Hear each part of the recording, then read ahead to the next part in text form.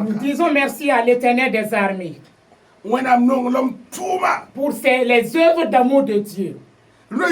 Ce matin, c'est le prophète Potapsoba qui veut vous encourager. Peuple de Dieu.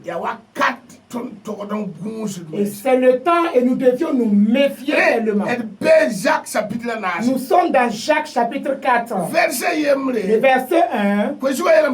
Et il dit: d'où viennent les luttes et d'où viennent les querelles parmi vous? N'est-ce pas vos passions qui combattent dans vos membres? Verset 2. Vous convoitez et vous ne possédez pas. Vous êtes meurtriers et envieux, et vous ne pouvez pas obtenir. La parole a dit, nous nous disputons. Et il a demandé, d'où viennent les querelles là? Voilà pourquoi vous demandez et vous ne l'obtenez pas. Il a dit, nous sommes des meurtriers. Ce qui signifie, nous avons de la jalousie. Vous remplissez les lieux de prière. Et c'est quand tu pars à la prière là. Est-ce que tu n'as pas haï quelqu'un? Est-ce que tu n'as pas condamné quelqu'un?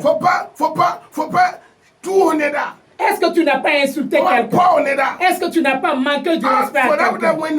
Et pourtant tu pars devant Dieu. Tu veux aller demander quelque chose à Dieu. Et Dieu dit, j'ai créé l'homme à mon propre image. Et tu ne vois pas Dieu. Tu pars chez Dieu. Et celui que tu vois, tu le déshonores. Tu le hais. Voilà pourquoi le Seigneur a dit, vous êtes dans les églises et vous cherchez toujours l'amitié avec le monde. C'est-à-dire que l'amitié avec le monde, c'est une amitié avec Dieu. Ce qui signifie, si vous êtes dans la maison de Dieu, les fruits du Saint-Esprit doivent vous accompagner. Galates 5, 22. Les fruits de l'Esprit, c'est l'amour. Donc si tu pars pour demander, depuis combien d'années qui t'ont donné ces prophéties, jusqu'ici, la prophétie n'a pas été accomplie. Tu es parti dans plusieurs endroits. Ils t'ont parlé de la même prophétie. Jusqu'ici, tu n'as pas encore touché ta destinée. Ce qui signifie, c'est nous-mêmes.